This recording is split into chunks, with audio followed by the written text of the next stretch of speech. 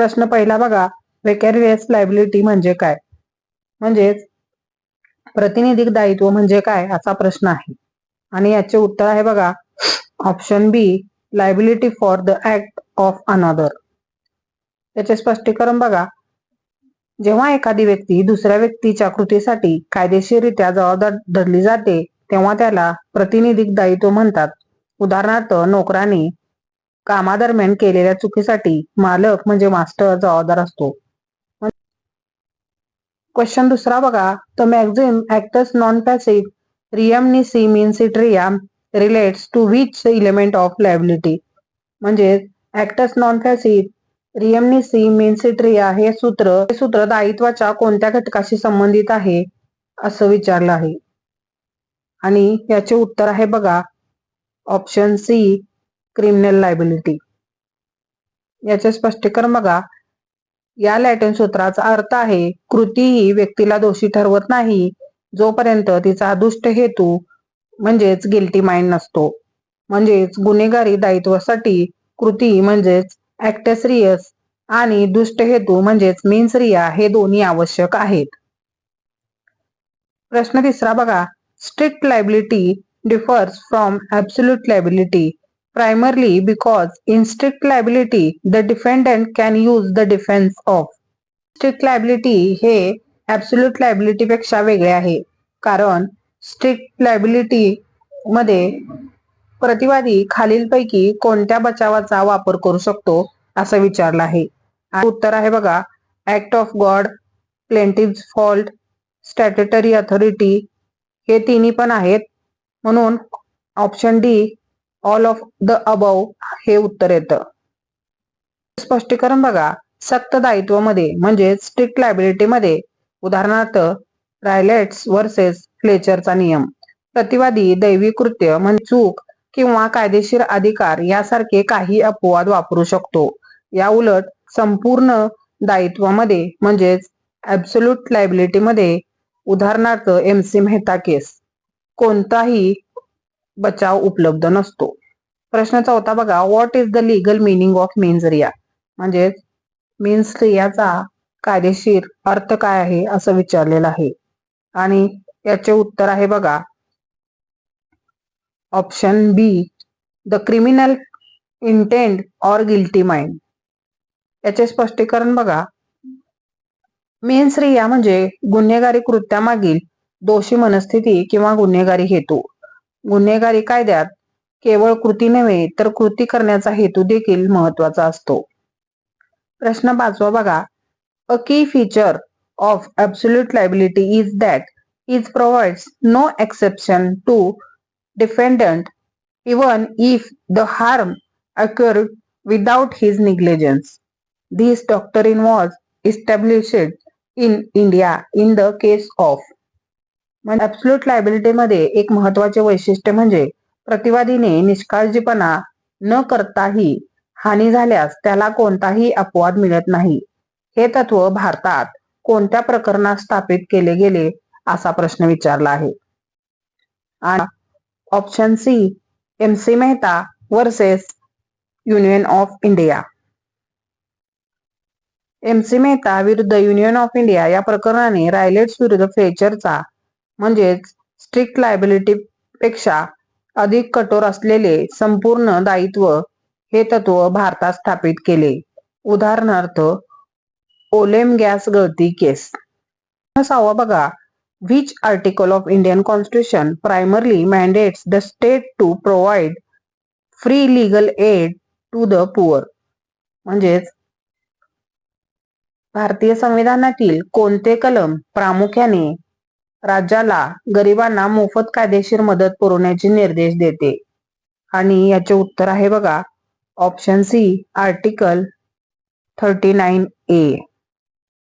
बघा, कलम 39A हे राज्य धोरणाचे मार्गदर्शक तत्व म्हणजेच directive principle of state policy आहे, जे न्याय मिळवण्याच्या समान संधीच्या आधारावर गरिबांना मोफत कायदेशीर सेवा पुरवण्यासाठी राज्यावर बंधनकारक आहे.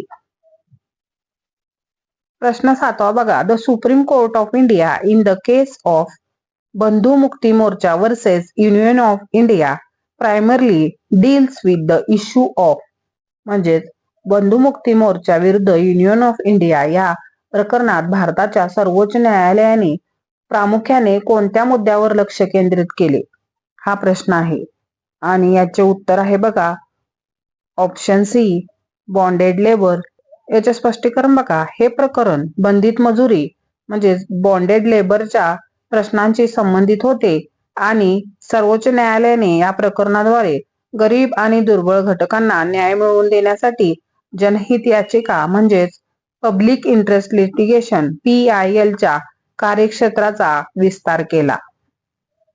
प्रश्न 8 बघा, the concept of socio economic justice finds its expression in the preamble of Indian Constitution along with.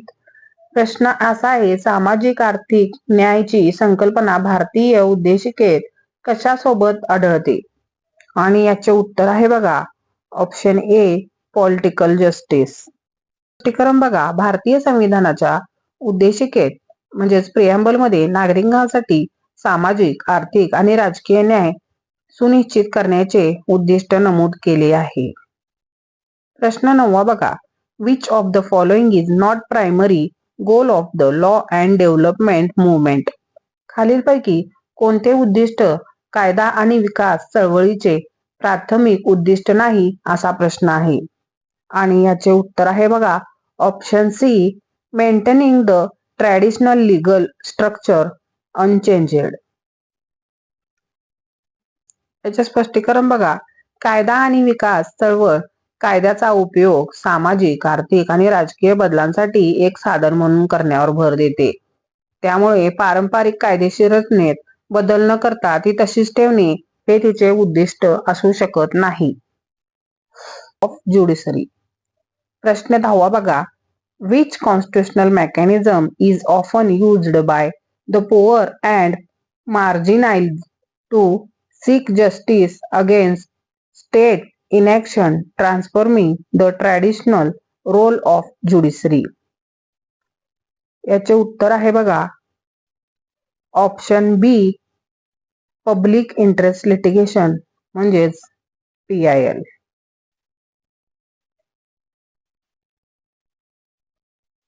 याचे स्पष्टीकरण बघा, जनहित याचिका म्हणजेच पब्लिक इंटरेस्ट लिटिगेशन हे एक साधन आहे ज्याद्वारे कोणताही नागरिक किंवा संस्था सार्वजनिक हिताच्या बाबींसाठी न्यायालयात जाऊ शकते, ज्यामुळे गरिबांना आणि उपेक्षित वर्गाला न्याय मिळवणे सोपे झाले आहे. प्रश्न 11 बघा, the legal principle of damnum sine injuria means, म्हणजेच डॅमेनम साइन इंजुरिया या कायदेशीर तत्वाचा अर्थ काय आहे असं विचारले आहे. आणि याचे उत्तर आहे बघा damage without legal injury. Option C हे उत्तर येतं. याचे स्पष्टीकरण बघा, या तत्वाचा अर्थ आहे कायदेशीर नुकसानीशिवाय झालेले नुकसान.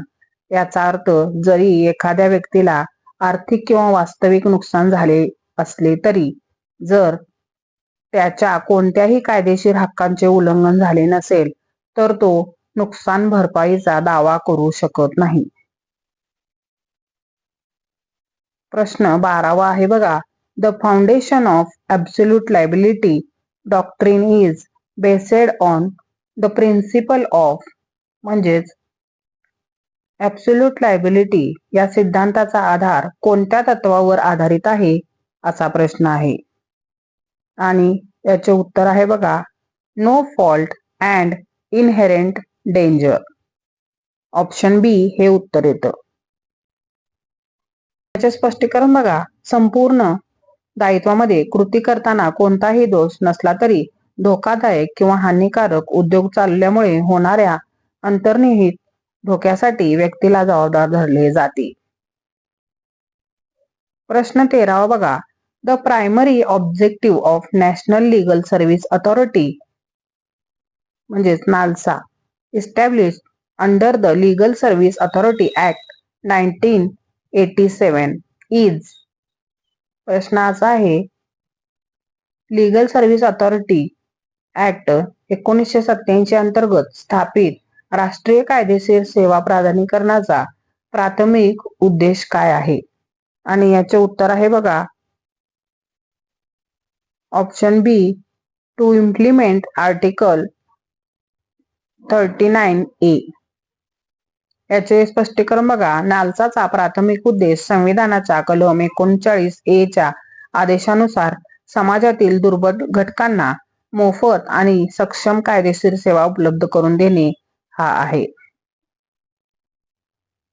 प्रश्न 14 बघा, which theory of punishment aims at correcting or rehabilitating the offender so that they can become a law-abiding member of society? म्हणजे शिक्षणाचा कोणता सिद्धांत गुन्हेगाराला सुधारण्याचे किंवा त्याचे पुनर्वसन करण्याचे उद्दिष्ट ठेवतो, जेणेकरून तो समाजाचा कायदा पाळणारा सदस्य बनू शकेल? आणि याचे उत्तर आहे बघा ऑप्शन सी, रिफॉर्मेटिव्ह थेरी. याचे स्पष्टीकरण आहे बघा, सुधारात्मक सिद्धांत मानतो की गुन्हेगार हा आजारी असतो आणि शिक्षणाचा उद्देश त्याला सुधारणे हा असावा, जेणेकरून तो पुन्हा सामान्य जीवन जगू शकेल. प्रश्न 15 बघा, the Supreme court in its interpretation of Article 21 right to life has widely expanded in scope of include the right to a dignified life. Which of the following is not part of this expanded scope concerning poverty and development? सर्वोच्च न्यायालयाने कलम 21 चा अर्थ लावताना त्याचा विस्तार करून त्यामध्ये सन्मानाने जगण्याचा हक्काचा समावेश केला आहे. दारिद्र्य आणि विकासाच्या संदर्भात या विस्तारित कार्यक्षेत्रात खालीलपैकी कशाचा समावेश नाही असा प्रश्न आहे. आणि याचे उत्तर आहे बघा राईट टू इंटरनॅशनल ट्रॅव्हल. याचे स्पष्टीकरण बघा, कलम 21 मध्ये आरोग्य, उपजीविका, निवारा आणि स्वच्छ वातावरण यासारख्या सामाजिक आर्थिक हक्कांचा समावेश करण्यात आला आहे, जे गरिबांसाठी अत्यंत महत्त्वाचे आहेत. आंतरराष्ट्रीय प्रवासाचा हक्क हा देखील कलम 21 अंतर्गत येतो, परंतु त्याचे महत्त्व दारिद्र्य आणि विकासाच्या संदर्भात कमी आहे.